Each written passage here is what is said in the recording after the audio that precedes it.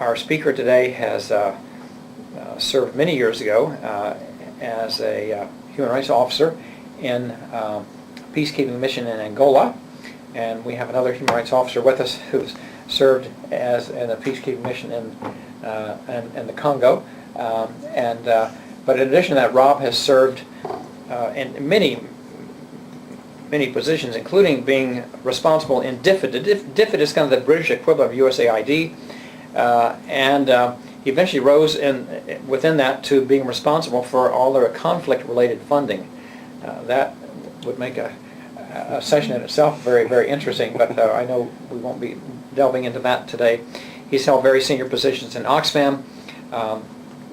He teaches part-time at Tufts, and actually teaches part-time because he chooses to do that because he has a very active consulting practice that links him around the world in these activities, especially related to negotiation.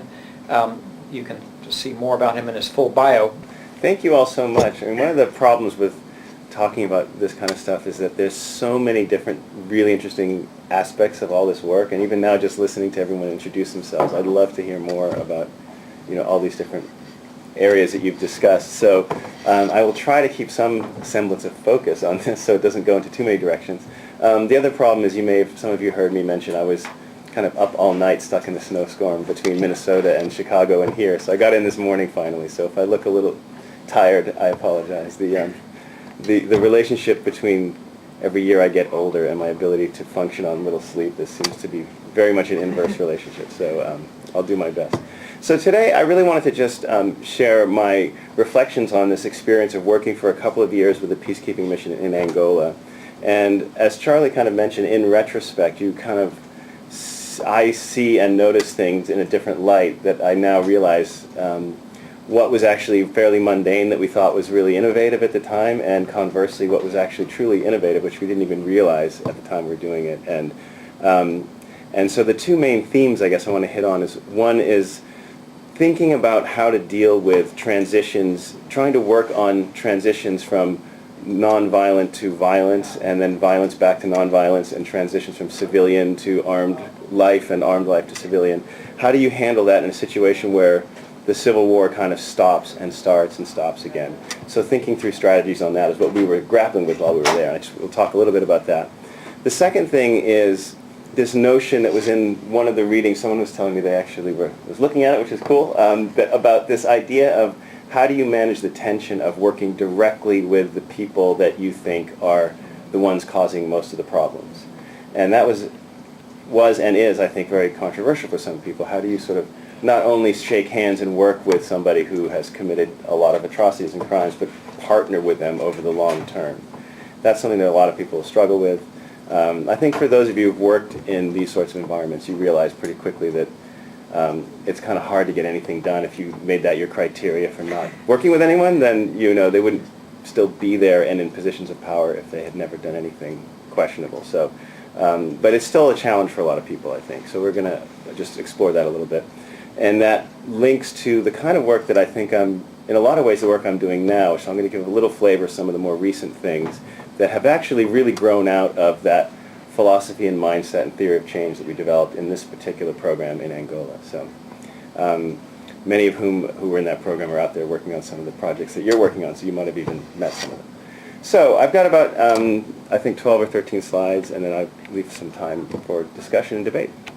So I want to just give you the details of the structure of how we had things set up in the Human Rights Division of the peacekeeping mission in Angola at the time. So the way it worked when I was there was we had about 49 human rights officers. This was a mission that started off with 12, and it had civilian police and military police, and of course, the standard logistics and operations and air operations of a typical peacekeeping mission. What was unique was the volume of, for human rights work in the field, that was a fairly large volume. And there was a kind of direct line reporting to Geneva for the Office of Human Rights, the High Commission for Human Rights, and as well to New York for the Department of Peacekeeping Operations. So it was this sort of hybrid unit within the peacekeeping mission.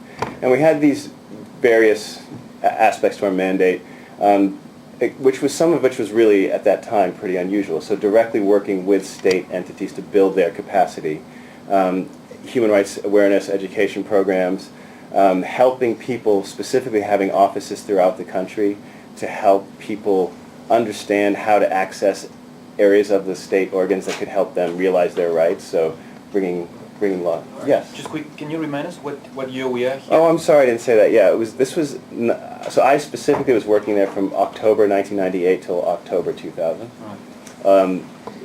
Manua, which was the one after the 3 UNIVEMs, started about a year before that, and then it transitioned into something called the UNOA, the United Nations Office in Angola, which was a little bit more generic, still under DPKO. So this was sort of like the 4th of the 5 phases of the peacekeeping missions there in that period. Yeah, we worked a lot with human rights NGOs as well, so that the idea of building capacity both of civil society and of state to then work on facilitating the relationship between the two.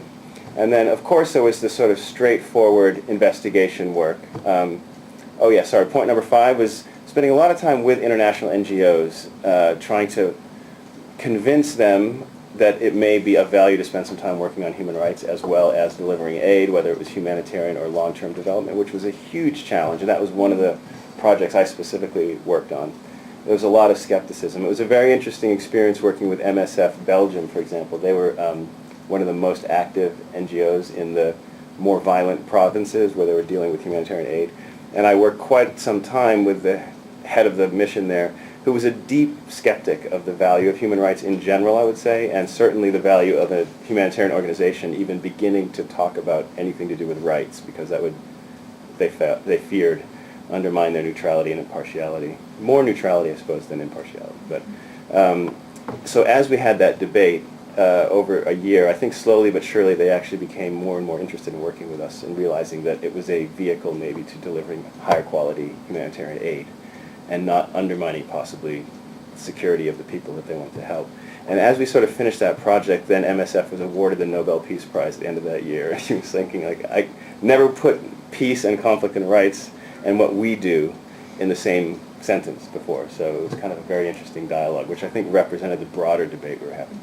And then last but not least, point 6 there about fact-finding and investigations. That was really the core initial mandate we had, was just to document breaches of the Lusaka Accords. That was really strictly the mandate that we had. The other 5 things were a result of a lot of work to expand and broaden the mandate, which I'll talk about a little later. So there was nothing like this at the time. All of this was pretty new and unusual. The people who were in this mission had worked in UN human rights operations in Rwanda and in Haiti and East Timor and lots of places, but this was at the time anyway unique. Okay, so the way it worked was looking around for another organization to hold the funds for doing all that work I just outlined, because as you probably know, the UN peacekeeping operations don't have program budgets in the way that like a big NGO would have. So there's huge budgets to deal with the administering of the basic functions of the peacekeeping operation, but not, millions to give to training projects and education projects. And we ended up doing quite a number of things, like putting in a whole new computer system in the Ministry of Justice, training them on how to use it to track people who had been arrested and in the prison system who'd basically been forgotten about. So there were people who were spending years after their sentence still in prison because there was no way to track how long they'd been there, literally. Whether their convictions had been overturned, they'd still just stay in prison. So by the time we were finished with that, there was actually this tracking system where people were released at the end of their sentence and things like that. Not cheap, and there's no way to deal with that in the UN peacekeeping budget system. So we partnered with an NGO, an Irish agency called TROCRA, and they managed the funds that were given to the donor, by the donors to TROCRA to administer in conjunction with us in terms of the technical input on what to do with that money. So there was an evaluation that was done, a couple actually separate independent evaluations that the donors asked for. A lot of European donors were behind this. And there was some highlights from that evaluation was that in the Human Rights Division where I was and my colleagues, they really, really did not like to be held to quality standards on project management. This was just an anathema to most of the human rights officers. The idea that you had to account for the money that you spend and project it in the next quarter and have activities linked to outputs, linked to objectives, linked to broader aims and linked to your global objective for the whole program. this just did not compute. Their job was to go out, investigate human rights abuses. Once documented, go back and bang the table and say this is an outrage and get people to change their behavior. They were not budget people. They weren't project management document type people. So that was a real huge internal struggle for us. And the problem with that is that Trocare is a typical development agency which is highly scrutinized by donors and has to account for every penny and is really worried about program management quality and that sort of thing. So we ended up spending a lot of our time initially on building the capacity of the human rights officers to develop and administer a human rights program. Not a series of human rights activities, but a program with a strategic set of activities over time with bigger objectives. And that was the big first step. So kicking and screaming, the human rights officers agreed that they probably should do this. So one of the big issues that came up was this idea of how do we frame up in our mind the way that we should be working with all these different people in the broader community in Angola. And so some people might know Andrew Jones. He worked in CARE and did a lot of this work of trying to integrate human rights thinking and rights-based approaches into development agencies, and kind of talked to a lot of people who basically viewed it in this sort of typology, that you sort of you'll either confrontational or collaborative on one spectra and private or public on the other. And that a lot of people from the development world come from this kind of private collaborative way of thinking and working on development. So they would be used to going into ministries, even having offices in ministries over time, whether it's agriculture or finance or whatever, health, education, sitting side by side with government people over years, working on capacity building and understanding their world and understanding their problems. Whereas a lot of our human rights colleagues were used to the public confrontation world of advocacy and naming and shaming and denunciation, and here's evidence of violations, and you make it very public. So the idea was to start bringing those approaches together and be more comprehensive in the range of tools we thought we had available to us that were in all four quadrants. And actually, a couple of years ago, somebody from CARE who worked with Andrew Jones came to guest lecture in our class at Fletcher, and we were talking about this. And we asked him, what was the most dangerous and what was the most comfortable quadrant to be in? And he said, public collaboration with the sort of people that they were most trying to influence, that they disagreed with the most, was really fine, actually. People got the idea that you have to work over time with people who you disagree with to change things. The private collaboration was what they feared the most. If people thought that behind closed doors you were having conversations with these sort of evildoers, then your reputation was tarnished until they understood that there was value in having those private conversations. And for me personally, that's one of the trickiest ones, because I think it's true that you need to have private collaborative conversations with people you're trying to change, who you disagree with. It can be used as a bit of a get out of jail card, though, for some people. So working with DFID, I worked for 7 years for DFID, and while I thought they were a great progressive donor agency, and I really still have a great relationship with them, one of the things I disagreed with was their reluctance to be publicly critical for certain governments. And they would always say, before I joined DFID, I remember kind of lobbying them, and they'd always say, well, if you could only see what we were saying behind closed doors, believe us, we're really being tough on them. And it was just not convincing, obviously, to a lot of us. But at the same time, rejecting the idea that you can't work in collaboration with people you're trying to change actually doesn't make any sense either, certainly not from a negotiation point of view. Maybe from a rights point of view for certain mindsets, not from negotiation.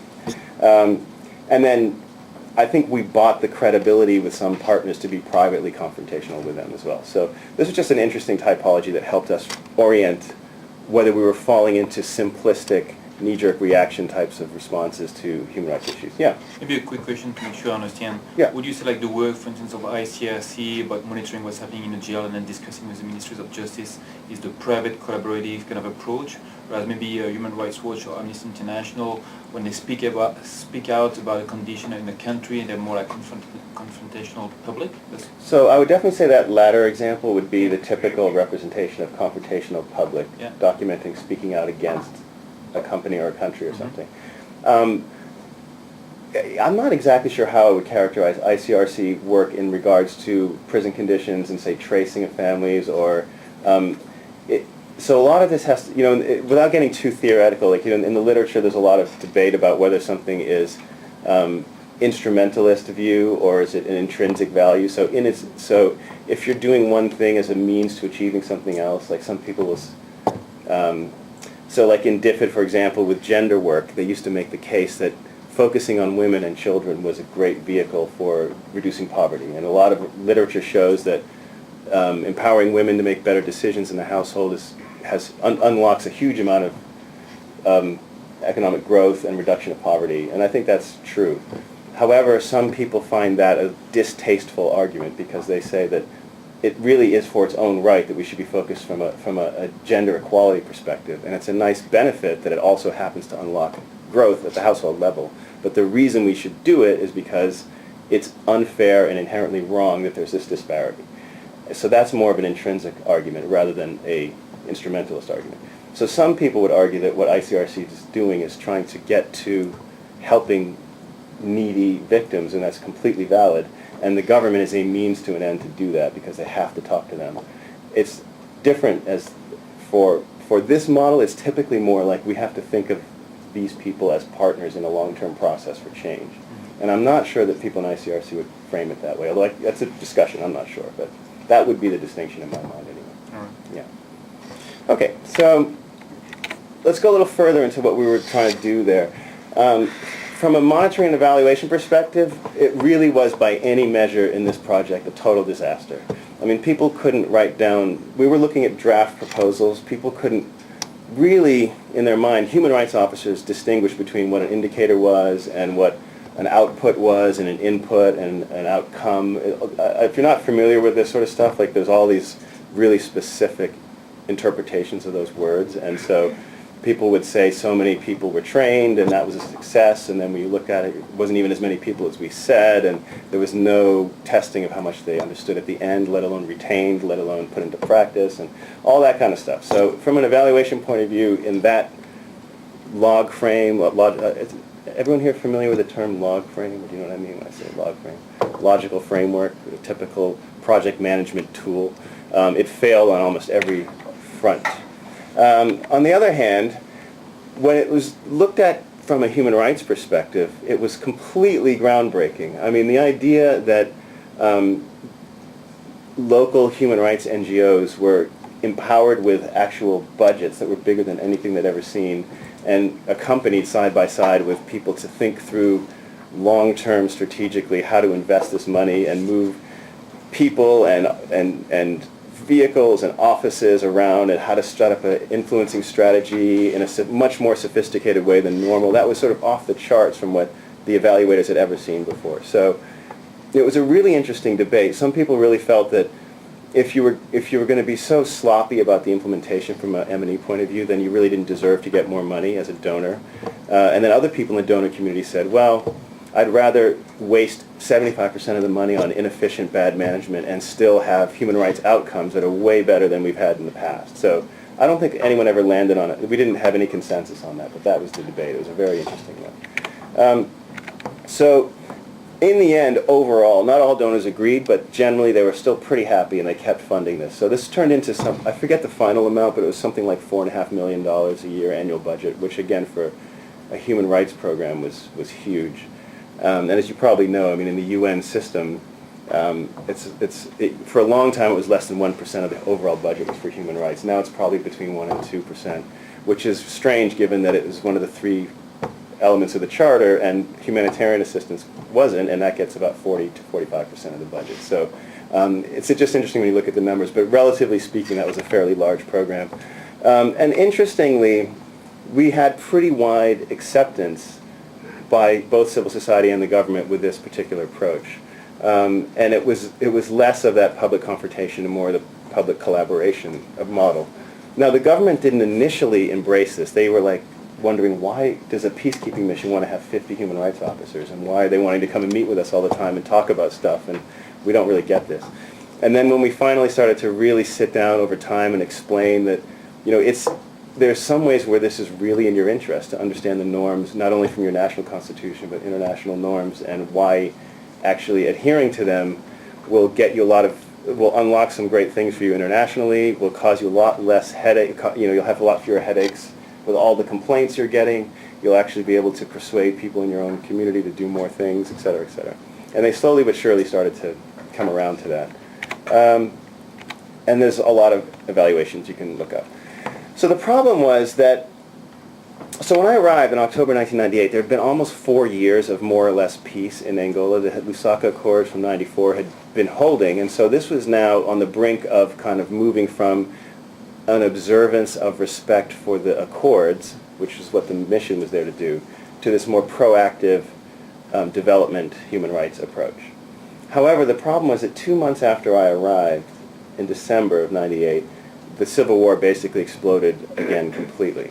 And it was really quite a bad time, which is why I include that little article about the planes. In fact, I was based in BA in the center of the country, and we were surrounded. It was really, one of those times where the security just kind of collapsed, and UNITA was closing in on us, and there were shells landing on our offices and all that, so we all got evacuated really at the very last minute.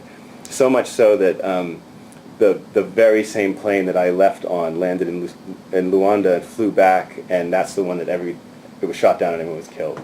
And then the next plane that went in to get the last group got everybody, flew out and was shot down and killed as well. Everyone was killed again. So that was the environment we were working in, trying to make the case that the smartest thing to do in that moment was to invest even more heavily in this long-term programmatic perspective, not short-term urgent response, which is what the typical response would be in the onset of large-scale violence. So that was the big kind of advocacy project we had to make, the case we had to make. So what happened was people launched this pretty intense, broader policy debate in capitals about what were the pros and cons of these different approaches, and try to get money for it. And so we had to be pretty articulate and clear in what our theory of change was. And our theory of change was that ultimately, when the time does come to rebuild, we're not going to say that it's going to be a perpetual state of war forever in the country of Angola, right? So at some point, there's going to be the question of transitioning from direct violence to rebuilding after civil war. And where do we want to be when that happens? What would you rather see at that point if you have to start the rebuilding process? A place that has had maybe months or years, if it turns out to be the case, of investment in the long-term capacity building, even when violence is ongoing? Or a place where you just drop that to zero and then hit the start button again when it was safe to start working again? What would you choose? And it took a lot of arguing, but the case for longer-term investment won out, even in the midst of violence. And so we did get a decent amount of funding after all, which was unusual again at the time. So you were making an instrumental argument. Well, we actually were saying that we were actually making both arguments. I think we were also saying that is it right to say that the rights of Angolans should be put on hold? Still matter. Right. Yeah, and in fact, even in the intrinsic argument, it arguably is more important during the time of civil war. Okay. So we tried to make both points at the same time. Okay, so then we also made an additional sort of instrumentalist but more specific point, which was that there's this moment where so many human rights abuses happen where you do have, whether it's during the time of civil war or when the kind of gunfire dies down, that the movement of the state forces into formerly occupied rebel territory, whether it's reprisals or some leftover hardcore colonels who might be hidden in the population, and all sorts of moments where there's a lot of abuses that happen and it rapidly goes up. And that without the presence of people in advance preparing for that, you're more likely to have more violations, was one argument which helped our case. And then, this seems to be, okay.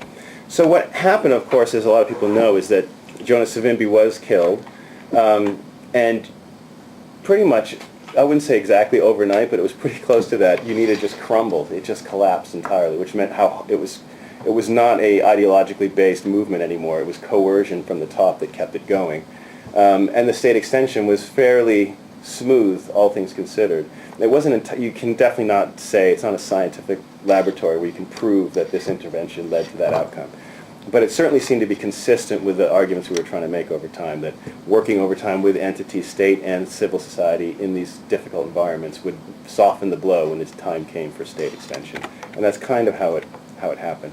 And so there's a lot of discussion after all this about the simplistic notions often people have, certainly donors sometimes, that well, how can you be doing peace-building, conflict resolution, rights work when we look around and see all this violence and abuses of human rights and no peace? Surely it's a total failure if that's what we're observing. Or conversely, well, clearly it's great, the peace-building work is a total success, and you've resolved the conflict, and there's, that's therefore a total success, is equally a fallacy because it's the underlying issues that may or may not be resolved that lead to violence in the future. So it was a very interesting discussion after the fact. Point I just wanted to raise here was that looking around the country, there were parts, it's just that, as you know, those of you who have worked in kind of complex emergencies or civil wars, that it doesn't affect every part of the territory equally, right? So in places like Benguela and Namibe on the sort of southwest there, was pretty much untouched by the violence for, 25 years somehow, and yet Wambo and BA, right in the center of the country, were completely on fire during the times of the Civil War. That's where I was stationed, and it was outrageous amounts of violence. I mean, of all the places I've worked, I've never seen anything as disastrous as that. I mean, there were, the UN planes were bound to only carry authorized personnel, so civilians couldn't get on there, but there were times where it was so bad, literally mothers were taking their babies and throwing them onto the open doors of the UN planes, and Angolan soldiers were jumping onto the planes, basically kicking them off like footballs, and there was gunfire everywhere. I mean, it was that kind of environment a few, dozens of kilometers away from Benguela, where there was no violence at all ever in the war. I mean, it's really mind-boggling how patchy it is. So that's why I highlight that, because I think it just sharpens the point that the idea of transition, whether we're talking about sort of humanitarian aid to long-term development, or transition from war to peace, or transition from armed opposition member to civilian member, or whatever, it's never so black and white and so sharp, that distinction. It's extremely complicated and patchy and hard to define, and it just comes to life when you're traveling around in a country in that sort of environment. I mean, I should also mention, as you know probably, the international politics was so complicated as well. So if you kind of divide the country in half, you have oil on the left and diamonds on the right, and pulling, in some ways it's not that complicated, pulling these resources out, buying arms and fighting each other, which is pretty hard to break that cycle. But who's on the left? There's the, U.S. oil companies on the coast, but they're surrounded by communist-held government territory that was supported by USSR and Russia and the Cubans. And then on the other side, we had UNITA being backed by U.S. government and South African rebels. And so you had U.S.-backed rebels fighting U.S. armed guards who were protecting oil installations. So U.S. security companies fighting U.S.-backed rebels in this environment that was so, there was so much sort of mercenary behavior, people switching sides and, literally switching sides overnight for higher paychecks. I mean, it was definitely not a straightforward political environment at all. Okay, so what I wanted to do is to give you one example, just one case of something very specific that we worked on, just because a lot of what I talk about is broad-based, the sort of different policy debates that were going on, the theory of change behind our program, how it unfolded, the stark kind of contrasts in the environment of the country. One specific project we worked on was in this town called Kivita in Uige in the northern border of Congo in the north of Angola. So we just kind of were working on a human rights activity there with us, the UN Observer Mission, all the donors who were busy saying that you need to raise your game on how you report on and design and execute your programs. You can't just wake up in the morning and walk around and talk to people and write it down. That is not good enough anymore. Of course, national and international human rights NGOs and all the local actors. We work directly with the police and the military, elders, traditional leaders, etc. And so the idea was, how do we build capacity for creating human rights trainers of trainers in this community? So we tried to be as sort of programmatic as we could be about it. So we did a baseline study, which once we explained to my human rights colleagues what we meant by baseline study, we then found how, I mean, I'm sort of joking because we tease each other all the time. It's hard being sort of interdisciplinary because conflict resolution people find the normative frameworks doesn't quite compute for them, and a lot of my human rights colleagues sort of tease negotiation people that they all they want to do is understand how everybody feels about it and wants to talk to everybody, and they're never ready to stand up and say that's right and that's wrong. And these are caricatures, but it was an ongoing running joke in these communities. I think where there's some nuggets of truth there. So we still have these debates all the time at Fletcher. So we did this baseline study. We did a lot of what we would say like typical development community techniques for gathering information. So some of you might be familiar with transcend walks, where you pick a certain track throughout a community that doesn't, it resists the temptation to be biased by who you happen to see and who's the most prominent, who's usually male, and they happen to be near accessible roads and all that kind of stuff. So you have all these biases about how you gather information. And if you force yourself to overcome those biases by going to various parts of communities on predetermined lines, then you're more likely to see an accurate picture. And random interviews, targeted influential people, literally, just focus groups, all the basic social science techniques of development people use, we employed.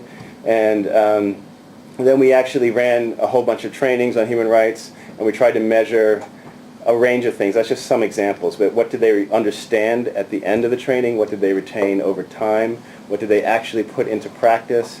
How do we shift in terms of surveys, mindsets and perceptions about others, and then actually documenting cases of reported abuses before and after. And we found a lot of really interesting things. So it turned out to be more qualitative than quantitative. Even though we tried to be as quantitative as we could, it turned out to be pretty hard to gather that information. But we did get a lot of anecdotes. So there was one in one of the documents I sent around that one of the people who was the trainer of the trainers got arrested because they didn't understand exactly what he was doing with all this human rights stuff, and it seemed subversive, and so they arrested him. And in prison, he started to explain to the prison guards all about what he was doing and what it meant and why human rights matters, and actually they could be protecting themselves if they knew what rules to adhere to instead of abusing them and getting in trouble, and on and on and on. So he was released and brought back in to train the police officers, which he did for 6 months, and became a very prominent human rights trainer. So that was a great sort of test of his ability to convince people. A lot of the elders were kind of overwhelmed with the idea that these are thoughts we never would have come across, and there's no way we would have had these sort of tools to talk with police as they came into our village, often looting things and stealing things. And we had many cases, even when we happened to be there, sometimes we'd hear that the police would check in with the village elder before entering the community, because they would say themselves, we don't want to violate the right to property by stepping on things, and we don't want to make sure that none of our more junior, undisciplined officers will violate the right to physical integrity if they grab you. And they really started to know and use the terms and behave actually differently, integrating it into the school curriculum. And then finally, there was one case where some young girls were abducted by UNITA. And included in the training wasn't just international human rights law, but international humanitarian law and Common Article 3. And these girls who were abducted started talking about, well, there is this thing, these Geneva Conventions, and you don't have to sign it. Even if you don't sign it, you're bound by it. And there's this Common Article 3, and it means that you're a high contracting party. And they were saying, wait a minute, these seem to know way too much, these girls. That's scaring us. And so they released them because we said, we don't want to find ourselves getting in a lot of trouble here. So it was a very interesting experience. So what I wanted to do now was move from Angola and just touch in the last couple slides on some of the more recent work I've been doing, which builds on this notion, which for me was pretty powerful, of working directly with the people that we want to change, even though some of us were unhappy about that. It's a theme that I find really important in a lot of the work that we do in general. And I'll just mention as an aside that the head of the program on negotiation over at the Harvard Law School, Bob Mnookin, wrote a book called Bargaining with the Devil last year, and I think it's a really interesting book, kind of about this theme.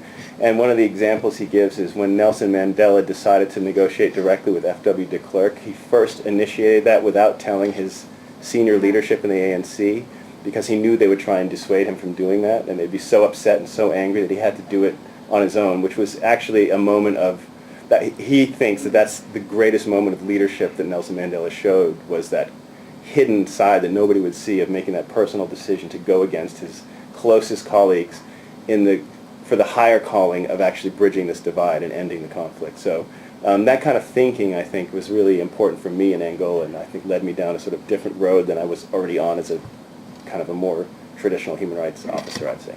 So This was a year and a half ago. I was working on a workshop with the Somalia conflict, and we had people from Angola and from Kenya and Burundi and all sorts of different conflicts sharing their approaches on how to deal with conflict and rights in a unique way. And I just sort of felt like I'm seeing that just more and more in the way that we work. It's not just outsiders from the West coming, but sharing experiences in the region, which I thought was very powerful. This is a picture of me in a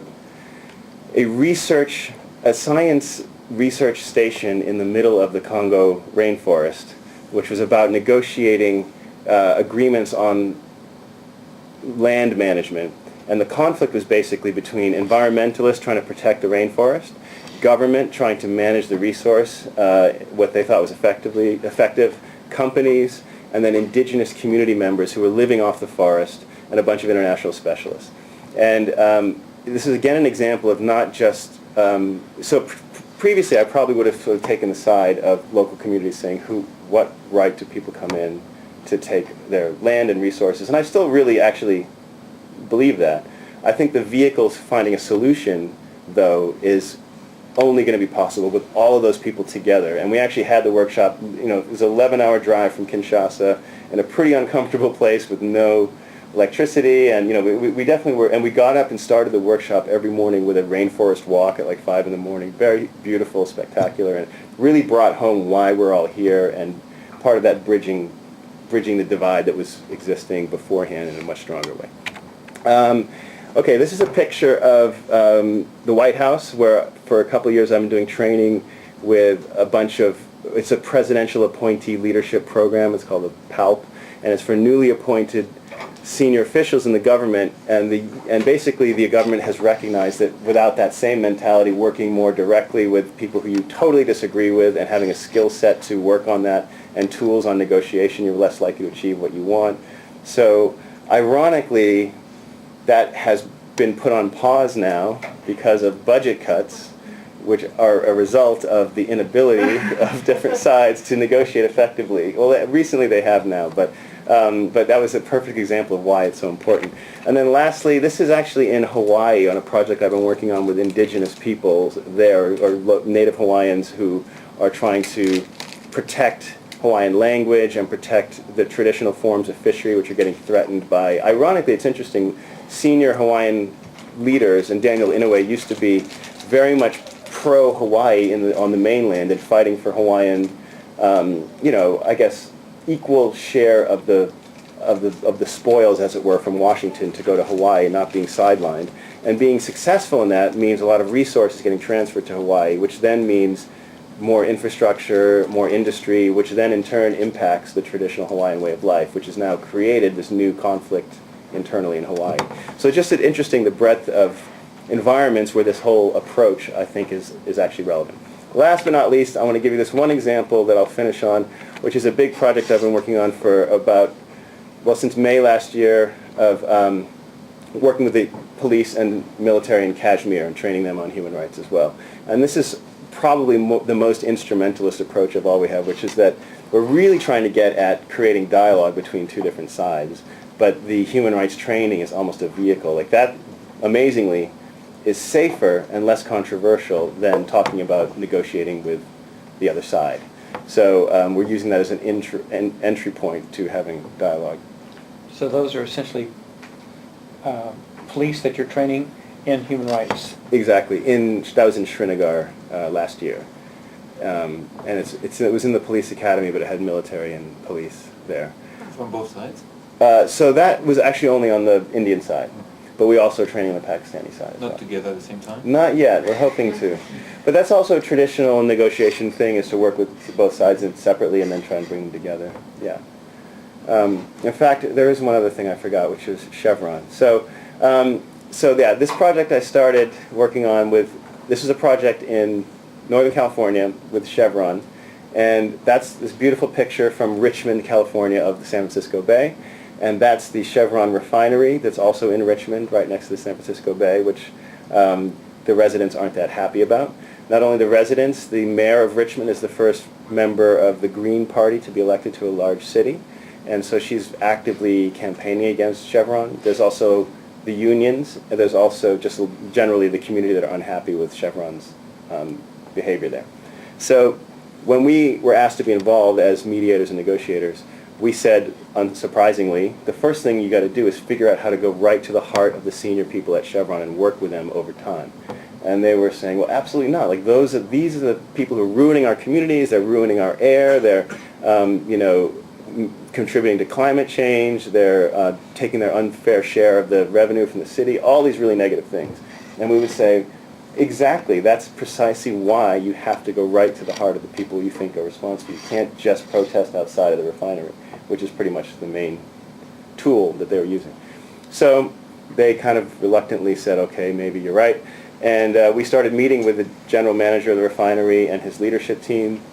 And we went in there and did an assessment of their approach and who they're talking to and all that. And it was so bad, we thought, that we actually had our final week of assessment. We did a presentation to the leadership, and we said, "Leadership failure" was the title of the first slide. And we kind of joked with each other beforehand. Well, it was nice we got one trip out to California, but we're probably not coming back. So it was good while it lasted. But surprisingly, they kind of felt like, on one hand, it was a slap in the face, but it was also something they needed to hear. We said that we heard from them all about why the unions were making it hard and why the environmentalist lobby was using false facts and all these different reasons, except for the people around the table who was the leadership of the refinery. So that's what we said to them. So to make a long story short, with lots and lots of visits, just last month I came back from there so this is the main building there, and we actually run in their headquarters a bunch of trainings on precisely this stuff, even using examples from Angola and Burundi and stuff like that, saying that,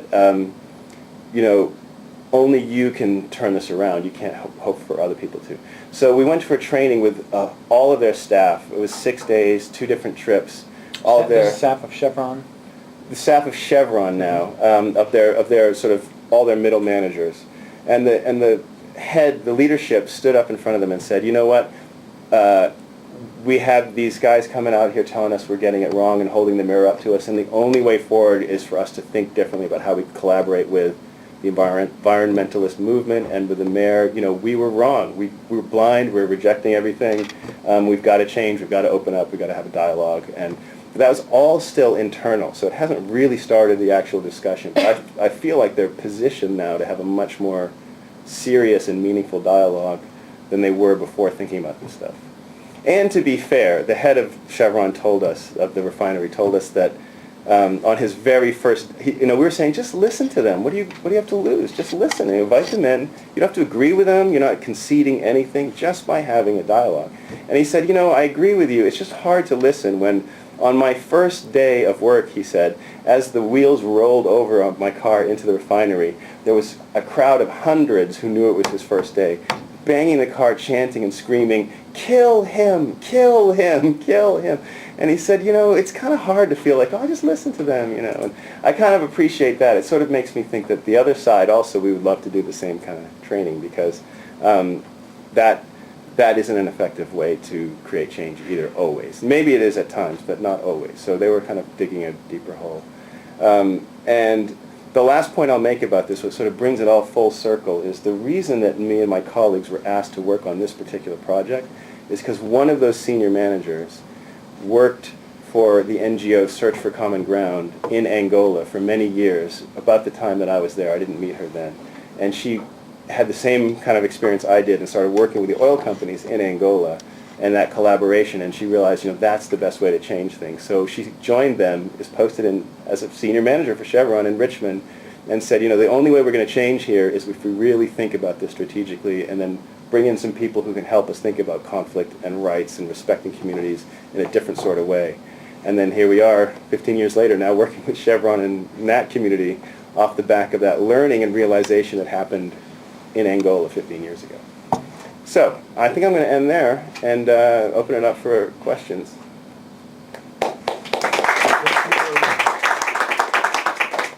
Thank you, Robin. Let me just quickly introduce Catherine Sickink, who came in a little bit late, that Sorry, I'm late. some of you have met and some No of problem. you will meet later, but welcome, Catherine. And thank you for a stimulating conversation. Catherine, do you have a question? At one, I'm sorry that I did come in late to another meeting. No problem. So in this question, maybe you addressed it. Yeah. But we had you had the diagram up, confrontation, collaboration, public-private. And I'm not sure, but it seemed to me like you were sort of saying, well, maybe it's sort of an either-or choice we make. And what I have sort of found looking at historical campaigns is that actually what you find is a fair amount of division of labor. And that not planned, right? Not like people get together and say, you do this and I'll do this, but kind of in practice you get some division of labor. And that often what allows the people doing the collaborative work to succeed is the fact that someone else is out there doing a little more confrontation. Now, I'm not advocating kill him confrontation. Yeah.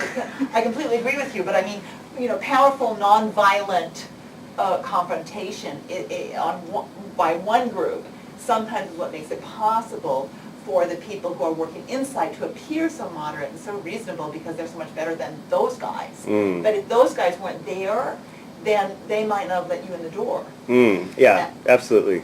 So a few quick points to that one. I mean, I think I would agree with that 100%. And I think I was hoping to try and convey was that we were trying to broaden the quadrants that we'd be playing in and not be so narrowly focused traditionally in the public confrontation, but to be able to work in all of them.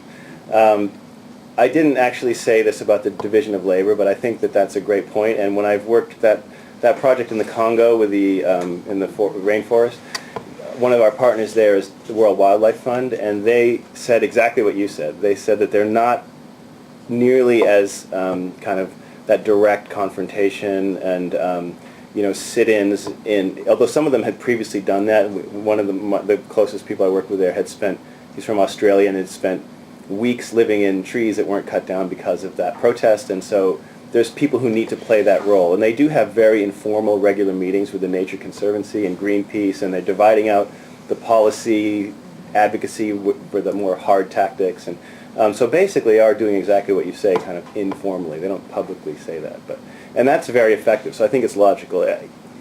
It's true sometimes that can backfire and you can actually make it worse for yourself if you handle that unskillfully, but there's definitely a role for that. The last point I'll make is I also do a lot of work with the National Urban League, the civil rights NGO in the U.S., and they're having a huge, I happened to be working there when after the Trayvon Martin verdict came out, and it was interesting, there was this huge internal debate about the old guard, as they put it, who think of things from like the 60s protests, and the younger group that's much more interested in the private collaboration stuff, and it can't be either or, just like you're saying. But it's a very live debate in I think many of these communities. Exactly. Yeah. Okay. Should we, Alana? Yeah, my question is, would it be fair to say that one of the main tensions between people that do conflict resolution and negotiations and human rights activists is this issue of neutrality, and whether or not there's been a shift in the utility of neutrality? And the reason I ask is because there seems to be this shift towards a more offensive mandate in the peacekeeping mission in the Congo that everybody seems to think has been very successful. So now everybody seems to think that this is also a legitimate role for peacekeepers to take on this slightly less neutral, more offensive mandate. So does that change in our view of neutrality then affect how we do human rights negotiations afterwards, how we deal with some of the people in these rebel groups and human rights abusers? Because we can no longer pretend to be that neutral party. By we, sorry, I mean the United Nations. I know what you mean, yeah. Too generally. Yeah. So the question's about neutrality more generally, but the reason I'm asking is because of that particular shift in the Congo mission. Yeah. And let me do a follow-on to that if I can, Sure. Alana. About the first 6 minutes of your talk, you said something, it won't affect their neutrality, but maybe their impartiality. Yeah. Yes, And, right. and I was wanting an explanation of that, and it may relate I to think- somewhat to what you're saying there. Yeah. Sure. And maybe some of those that have had some experience in the Congo, I don't know, have some thoughts on this as well, but sorry. Yeah, I mean, I'd love to hear what other people say. I have definitely views on that. But, I mean, I'll respond and then jump in, please. I think I was trying to say it may affect their neutrality more so than their impartiality. So what I mean is, so it has a huge impact. Your question, I think you're right, that the explicit shift to being, not trying to be neutral has a big impact on the way that you can, let's say, play a role in a negotiation. It's a very different kind of role you play afterwards. So I think I'm still, honestly, I'm still really grappling about the right way to go on that. I spent time in Bunia in Ituri where the Congo, the Armistice mission was very proactive and offensive, and it actually did do a lot of good in terms of stability. I'm not sure that I still feel right about it and want to promote it, and so I'm conflicted because, you know, when I started with Oxfam, I was posted in Kigali, but I was covering 6 neighboring countries, and one of the 3.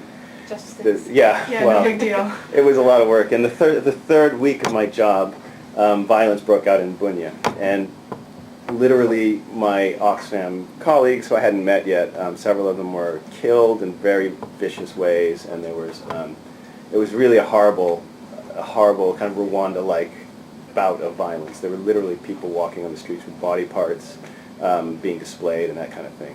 So we had to fly up there and try and deal with the family and try and figure out how to deal with, you know, compensation and protection and how to document it, and it was a very, very horrible time.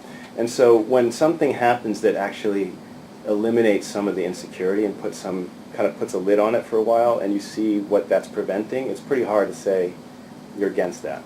At the same time, to say that what we should do in general as an international community and UN peacekeeping missions is to move towards deploying offensively troops puts you so clearly as a combatant. It's not even, you're not even pretending there's a line anymore. And I'm not sure that that's where we want to go either. So I'm genuinely conflicted about it. I think in other ways, also at that time, like I said, with Oxfam, there was this big internal debate in Oxfam where they shifted, many of you probably know, their whole global strategy to become rights-based, and there were 5 global objectives, and they were all beginning with the right to life, the right to security.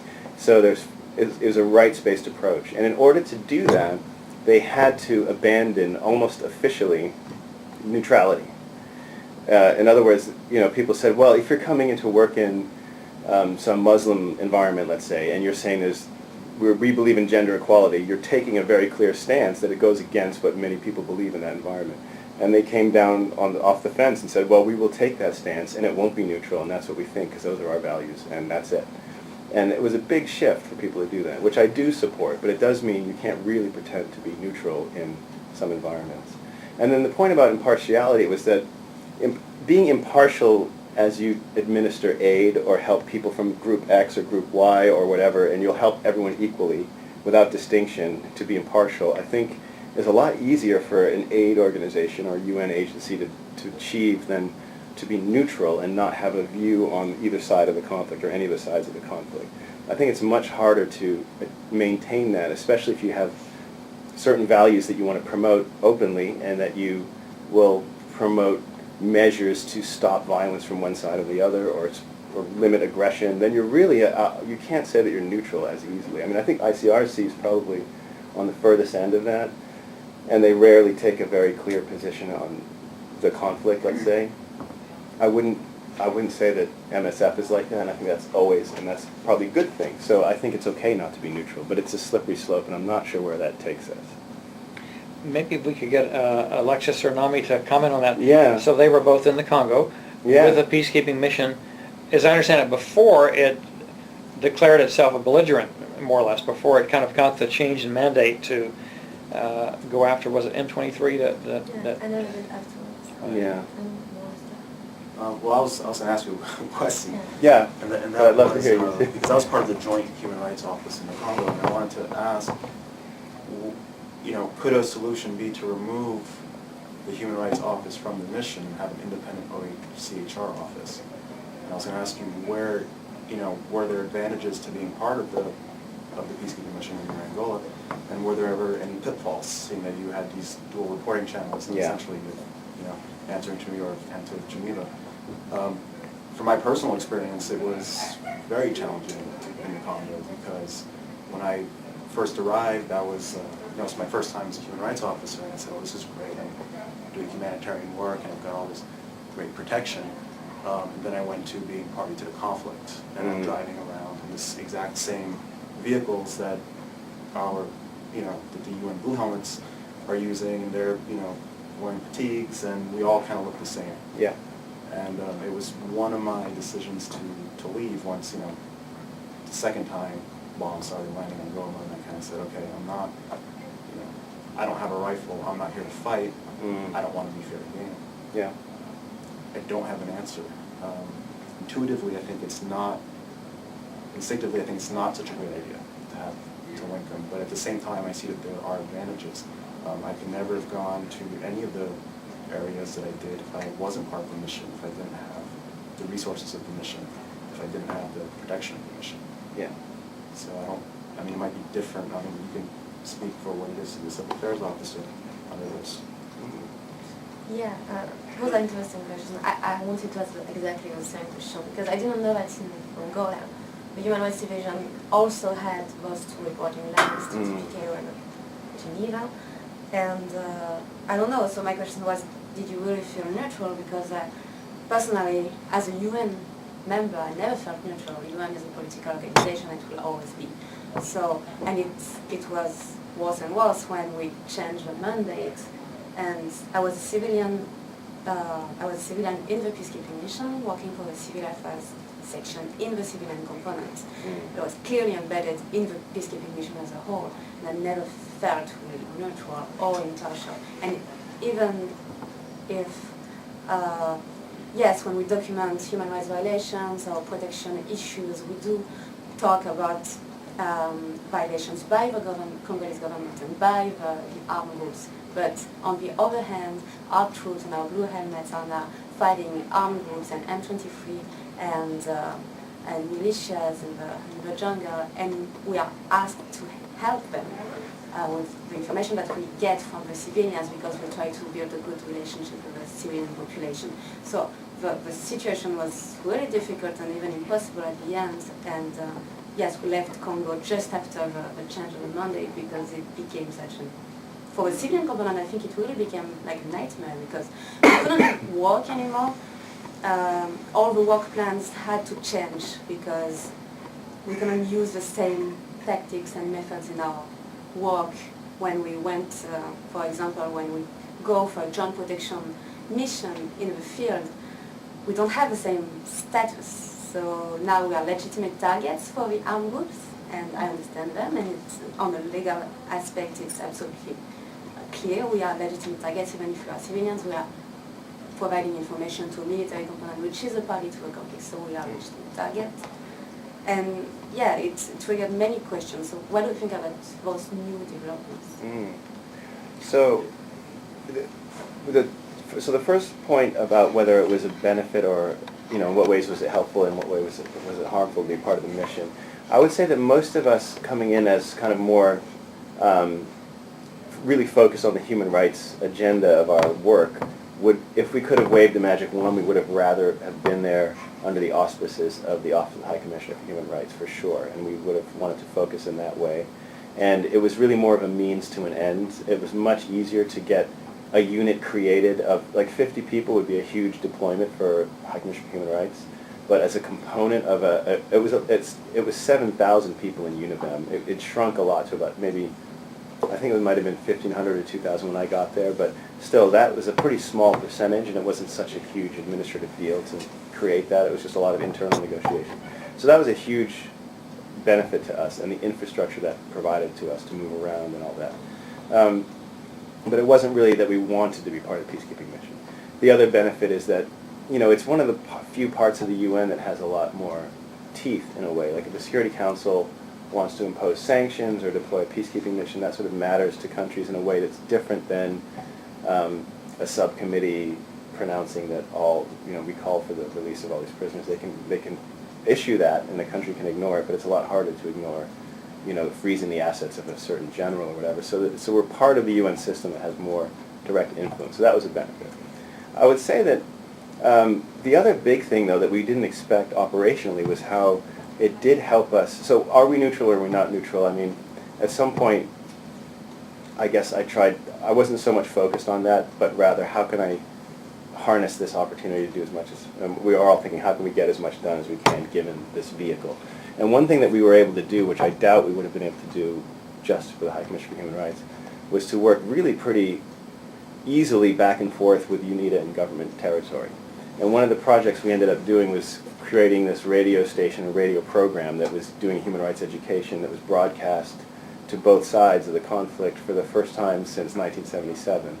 And we had to then figure out with our development hats on how do we measure whether it's happening or not. So like a lot of the UN people were ready to just broadcast and say, well, that's all we can do. We don't know what's happening on the other side. But we actually paired up with Radio Iglesia, the Catholic Church radio, and they had, you know, the network of the Catholic Church is obviously in every corner of the country.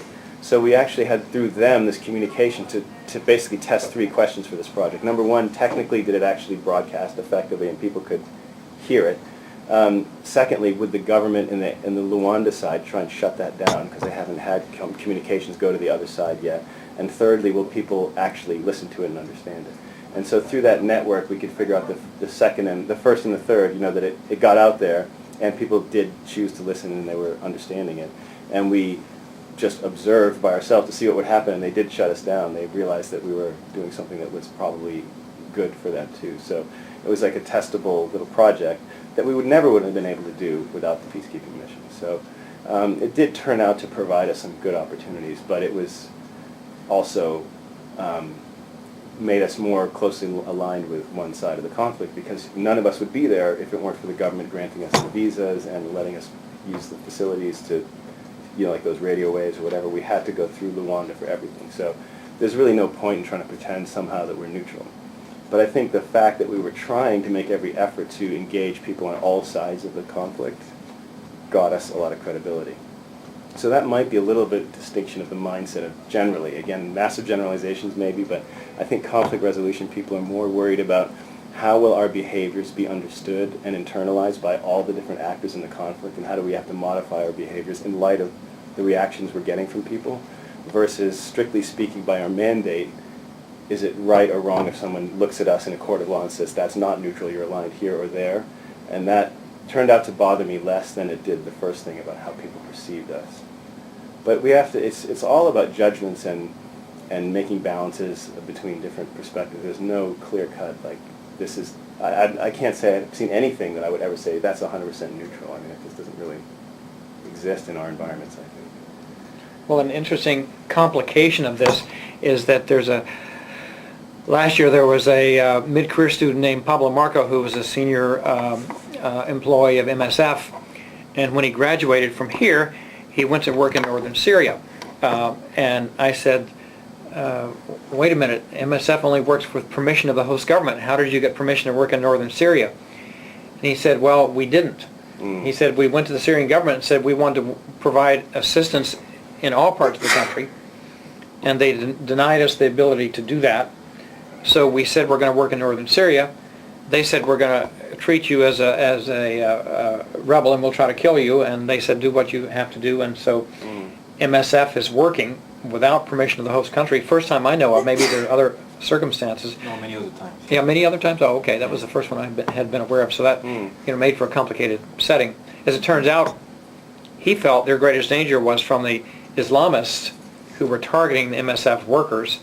That they felt were treating Free Syrian Army sympathizers or combatants. But Small world, yeah, because he took a class of mine last term at Fletcher, Pablo, and we used to have this very discussion a lot. And one of the things he mentioned was about kind of going the other end and kind of what you're just saying. And I think that's completely valid and admirable, and the problem is still there. It doesn't get you off the hook and somehow make you more neutral. It just means that you're landing on a different side of this complex array, web of allegiances. But it's certainly, not typical. People don't kind of have the courage to do that, really. Right. Yeah. I just want to add one thing. Sure. My experience, it's touching on the issue of collaboration, but one of the things I noticed what happened was when the Congo mission went robust, was that a lot of the doors shut with other humanitarians. So an example would be, I would have developed some good relationships, for example, with some MSF, hosts throughout the country. because before I could have approached them discreetly and they would talk to me and we'd be able to share information. But once the mandate changed, it was sort of like, whoa, you know, I think all the humanitarians said we really need to rethink how we're going to interact with the mission now, because even the civilian component is now party to the conflict and they're part of this robust mandate. Mm-hmm. So in terms of collaboration, I felt like, you know, there could be, I think things will change as this develops further, but there was immediately kind of like an automatic blockage of no, we want nothing to do with you, ever. So I think that's something to think about too, in terms of, you know, how we work with other actors. No, thank you, and thank you for the presentation. I found it really good. I'm enjoying the conversation a lot too. So I'm actually curious to know whether, I mean, what lessons you learned about whether or not it matters to connect your work to local ambitions or energy or ideas or priorities in a context like the one you were working in Angola. So you touched on this distinction between collaborative and traditional approaches. I'm rather convinced by the value of a collaborative approach, but I guess that what it means that you're ready to work with them. How much does it mean that they're going to be ready to work with you in return? And so what kind of strategies you put in place to, well, generate interest on the part? And particularly I'd like to know whether or not an approach consisting of trying to find common grounds. Start with something that they like. I don't know, one particular human right that they're worried about, maybe because their own party's been victimized, you know, with this type of thing. Would that work, or I don't know, how do you guys go about this? Yeah, so we thought a lot about that and tried to put a whole range of different strategies in place to kind of strengthen our arguments. And in terms of connecting locally and more internationally, I mean, one of our big goals was to sort of be constantly thinking about all the levels. So that's why I was kind of mentioning that there was this big policy debate in capitals about why it makes sense to do human rights work even in a place where it doesn't look like they're respecting it and where there's violence, et cetera, all the way down to that sort of frontline, small villages, talking with local police and talking with local leaders and training individuals at the lowest level. And that whole link from top to bottom is something that I think is increasingly more important for this kind of work. So it's not, I mean, I can't believe this year I can say it's 20 years I've been doing this now. It makes me feel really old, but certainly when I started it was generally more like, oh, I'm a field person and it's for those policy discussions and that's for bureaucrats up there. And people in headquarters would often be lost in meetings and not out in the field. And I think that's less and less possible now. And that's a strength for marshaling those arguments when it comes to having discussions, even at the front lines, I think, or in capitals with people who, I think when you said working with them, I think you're meaning like governments who may be skeptical of doing human rights work. And it's a lot harder to just dismiss it outright when they know that people up and down the chain have been having all these conversations with all these people that are important to them. They kind of have to engage even if they don't like it. And sometimes I think people find it more convincing than they thought they would. So just for one example, I mean there's several examples I could pull from, but to start with, in Angola, one of the areas we ended up working with a lot is with the Ministry of Agriculture.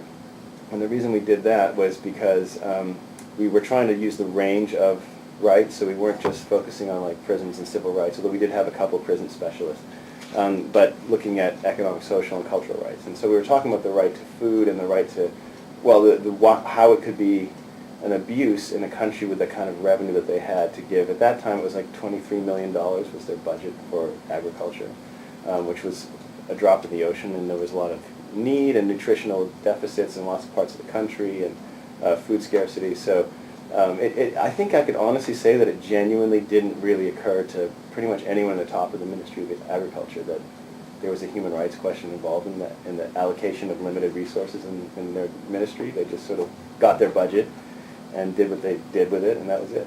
So the fact that budgeting for social services was even a rights question was completely new to them.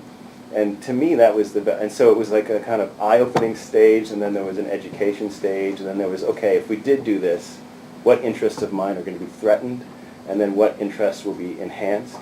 And it's a lot more nuanced than that, so I think we probably started with a much more monolithic picture of the Angolan government, and then we started thinking, okay, well, there's different ministries, and there's a monolithic picture of that ministry, but then when you realize, okay, if you know people name by name at the top who have different allegiances. And one person wants to make a name for themselves nationally, and another person wants to go against the trend so they can say that I'm not the traditional, like they want to get a Ovimbundu base. One of the people who wanted to appeal to his own community wanted to show that he was against the government. So we're trying to build these different interests that aligned with ours, kind of like you said, that happened to also align with the rights goals that we had.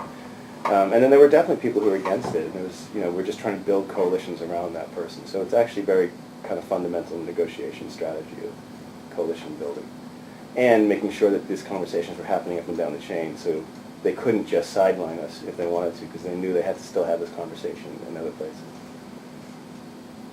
Yeah. I have a question. You said that you had the Human Rights Division had to seek funds because DBKO doesn't have a budget for programs. That's right. So you were funded by the Irish Development Agency, that's right?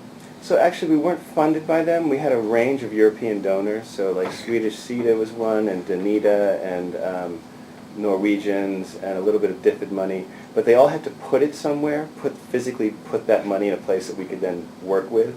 And DPKO did not have a budget for human rights work like that. So we had an NGO based in Angola that managed the actual money. And we would work with them and say, well, we want to do this training, or we want to, buy vehicles so we can go to these regions, and then they would write the check from their bank account. Literally, that's how it So the worked. funds were mainly European? Yeah, they were mainly European. In fact, I think 100% European. Would you have taken the funds from USAID, from number? So this is as you were working with UNITA and there was this potential collusion. so this is actually opens up a whole new discussion, I think, really. For me personally, I would never, ever have any hesitation whatsoever from taking funds for USAID to do something I thought was worthwhile doing. But you don't think it would have changed your work regarding advocating for human rights with UNITA? Personally, none whatsoever, no. But I know not everyone sees it that way. So, Yeah, and after that, I ended up working for Oxfam GB, not Oxfam America, and Oxfam GB would work with USAID funding, even like in Palestine, they would and use it to advocate against the U.S. government, and they were absolutely transparent that that we're going to spend this money to criticize you. Whereas Oxfam America would never. I think that may have changed recently, but certainly in the years I was there, it was like an anathema to even raise the question, would you think of ever taking money from the U.S. government? You would almost that would be grounds for dismissal for thinking about it. I think it was so off the charts. Me personally, I think this is one of those areas where I'm much more in the heart of the conflict resolution world, where for me personally, you're entrenching that division that we can't work with the U.S. government and influence them. I'll give you an interesting example. So all this work I've done over the years with my wife, and she worked for CARE in Rwanda with a USAID-funded project, and the U.S. was being very pro-RPF, pro-Paul Kagame in a way that we thought was unhelpful, because one of the things they were doing was suppressing human rights NGOs, and my wife was working on civil society. That is, Kagame and RDF was suppressing human rights organizations? Correct, right. Correct. I mean, some people love him, some people hate him, some people in between, so not everyone would agree with that, but we definitely interpreted his actions as absolutely shutting down free speech and human rights NGOs. So by virtue of taking USAID money for a civil society strengthening project, working with those NGOs, she spent about a year going back and forth with USAID saying, look, let me show you what's actually happening, and we should take your funds and put them to a different use to prevent this from happening. And to make a long story short, they completely caved. They said, yeah, you're right, we can't be funding this. We're going to fund different stuff, and actually worked on CARE's agenda, which was much more progressive. And I'm totally convinced that would never have happened without being in the dialogue with them with their own money, as opposed to critiquing them from the outside. So personally, not only am I not opposed to it, I'm very strongly in favor of, if I wanted to work precisely on changing the way that the U.S. government funds UNITA, I would take money from the U.S. to work on that question and then influence the U.S. Just like going to work with Chevron. If I'm worried about environmental controls in Northern California, I would go and work with Chevron on that, not with the people whose goals I am most worried about. I won't work with them. I'll work with the people that they're most against, if you see what I mean. But it would not undermine the work that you have with the other parts of the conflict. Well, I believe that we probably assume a much greater level of the distinctions of neutrality than the people that we're worried about who perceive it. I think the distinction is, if I get off the plane and I work for Mercy Corps or Peace Corps or the U.S. government or United Nations or an independent consultant or De Beers Diamond Company, or we're so much more lumped into a big pile of perception than I think we like to perceive. I think we are splitting distinctions in a way that really matters to us and it's valid. I don't believe that, having worked now in Southeast Asia and all over Africa and Latin America and in Europe, and I just really don't think that people have the nuance and distinction of neutrality that we would like them to have about us or think that they have. So if I say, well, I've taken money from DFID and I've taken money from Swedish CETA, but I've absolutely rejected money from USAID, and this window of the EU I will take, but that window, I really don't actually believe that it matters as much as we think it does to people, personally. But, not everyone agrees on that one. So I've got Luis and then, Yeah. Okay. Yeah. Just 2 points, Bob. Sure. Going back to your engagement typology and collaborative. This is the thing that really sparked the most discussion, I think. I mean, this example you gave of a UNITA young lady in prison and talking her way through the wars of the police officer to let her free. I mean, I have worked in Angola in the middle of the war, in the late 80s, and I just have a hard time to picture that they manage, just by talking, to get themselves freed, that the police officers feel, oh la la, they might know too much, we are getting into trouble. That's how you pointed it out. I was wondering whether you could perhaps dwell a little bit more on it. And the other point is when you say, I mean, yesterday in my remarks in your study group, I also sort of lumped together we United Nations humanitarians when it comes to look at the big picture as compared to humanitarian militaries in peacekeeping operations. Is it a question of personality? Is it a question of ability, personal ability, communication ability, that you can easily wear the head of so many just for the overall goal? So that last part, I'm not sure I completely captured that. Is it a matter of personal ability to... Yeah, that you consider yourself either USAID or MSF, or I'm sure you wouldn't go as far to say you could consider yourself as ICRC, but as UN humanitarians. Okay, so I think what I was trying to say was that I think people will consider me that way, whether or not I'm working for any of these But that's organizations. depending on your behavior. No, not depending on my behavior. That's why I'm saying, so like if I get off the plane and introduce myself in Burundi as I work for USAID, but it's not my behavior, they don't know me, or I say that I work for Mercy Corps, or I say that I work for some company, I actually think that we way overestimate how much people will distinguish what I represent based on who I work for, as opposed to, it's like when you do cultural awareness training before you go overseas and they say, well, you start with your own culture and how would you describe yourself? And I could say, I'm Rob and I'm from Boston and whatever. And then how would someone else describe you? You're an elite imperialist American who's wealthy and has suppressed our country for centuries. That will trump any nuance about whether my paycheck comes from the Canadian CETA or whatever. I think we overestimate how nuanced that interpretation is. It's not that I think equally I represent the UN or the USAID or a company. It's that I think people don't distinguish as much as we would like them to or think that they do. That's my opinion anyway. On the first point, I think, I'm just sharing a story of somebody that we knew very well and worked with very closely, and we ended up working with those same police officers in that for 18 months afterwards. So, I know it's what happened because I was part of it and I saw it, and we felt really worried and guilty that because we invited him to do this training with us and then he got arrested, we all felt horrible and we didn't know, that was more of a moral dilemma, I suppose, that it's true that he knew what he was getting into, and so he was the one in the prison that got released. The girls were the ones by UNITA, but the ones in prison was this human rights promoter, a man, and he knew what he was getting into. He voluntarily signed up to it, and I think we all knew the risks, but we still felt pretty horrible that that had happened, and we were sort of very grateful that the outcome was that he was released and came back to train them. But I'm not saying that everyone trained in human rights who gets arrested will be able to talk their way out of it. I'm just saying that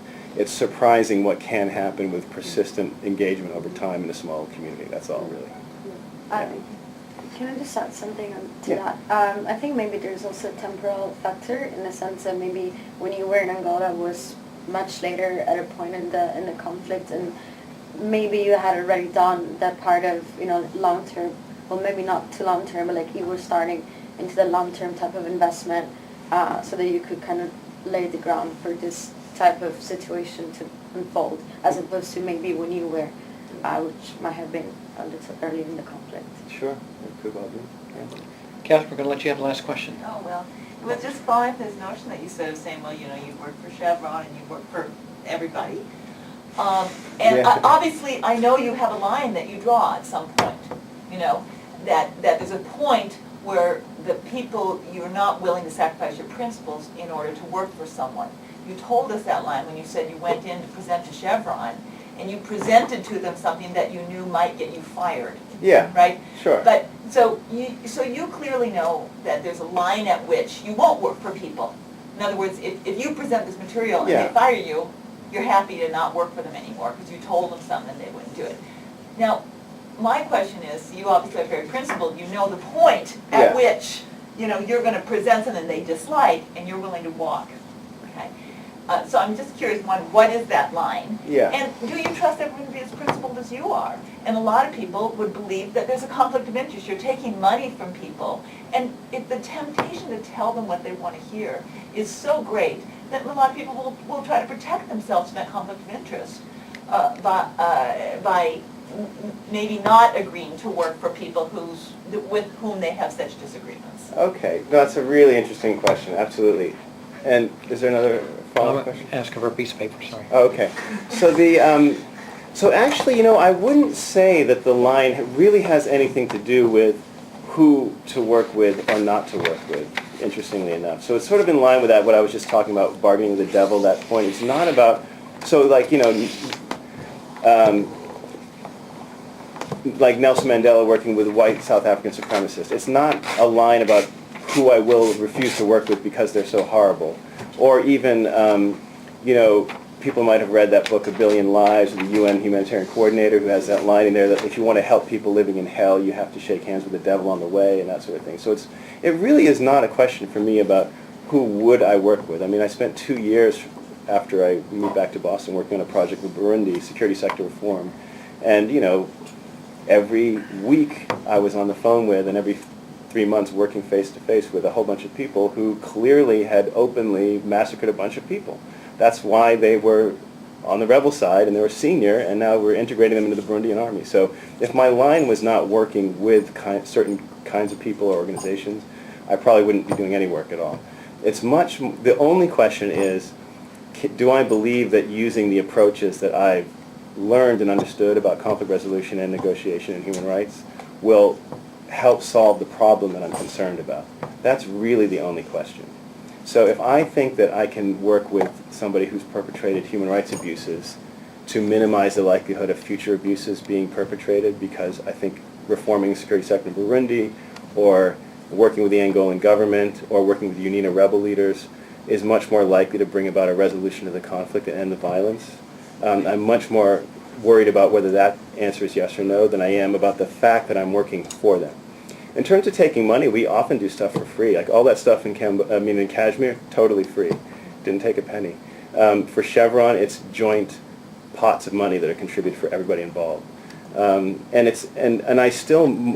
completely convinced that if people take the principled negotiation approach, you don't need the other side to be as principled as you are. You need to be thinking about creative solutions that meet a broad range of interests to make it less likely that violence or abuses of human rights is not going to happen. And there's a lot of strategies about how to do that. I actually talked about that here in this room last year about principal negotiation strategies. It's not about do they agree with you, do they share your same values. It really has nothing to do with that. I think people who craft peace agreements aren't trying to work with people who are kind of like-minded. It's all about working with people who aren't like-minded. So for me, that's the big line. That's the big point, is can you bring to bear this thinking? And I guess some of my examples are about the fact that even when any rational person would say there's no way on earth that in that environment you would be able to achieve this, there's a lot of times I've seen that happen, and that's why I'm convinced that it's still working. I completely agree. The question I'm asking, though, is that everyone walking the situation still has to have a bottom line where they say, there's something I'm prepared to resign over. And there's nothing you're prepared to resign over, then the possibility for compromise and with your principles is so great that, so, you know, do you have that So bottom line? it's- Do something, this is in the end, this is I'm prepared to resign over. So my point was that it's not who you would be willing to work with. That's not I the line. understood So that. yeah. I'm saying, do So you have so in your my own mind- my line is, do I think that this is pretty much what I just said. Do I think that bringing to bear these approaches can bring about a resolution to a problem that will make it less likely for the violence or the abuse to happen again in the future? And if I think I can do something about that and make that more likely, then I'll do it.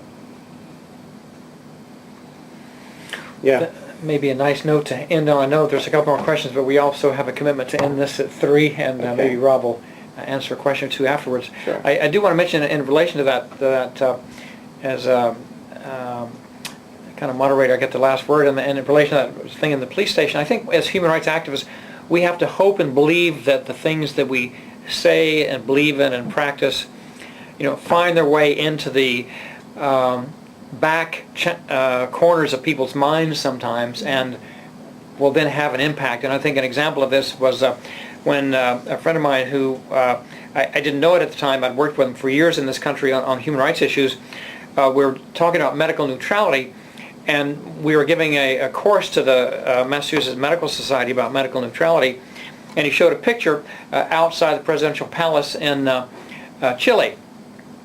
And there was a tank in the background and a soldier with his foot on someone's neck lying on the ground. And he said, you know, that man was a physician in Allende's cabinet, and he was shot a few minutes later. But Jose had come to the cabinet meeting that Allende had called at the last minute there. I had worn his white coat because he had come from a clinical setting. And he wore his white coat. And the major who ordered this guy be shot said, that one's a doctor, let him go. And so, you know, some principle of medical neutrality, some sense that you don't murder doctors had entered this guy's consciousness, and the white coat saved Jose's life, where this other physician, there were 6 physicians in the cabinet, I think 4 of them died that day. Wow. That some sense of international humanitarian law had entered his consciousness someplace, and I think that's what we have to hope happens with our work, whether it's TJ or human rights or international humanitarian law. So let me thank you all for coming today. Thanks everyone, and thanks Rob. Thank you.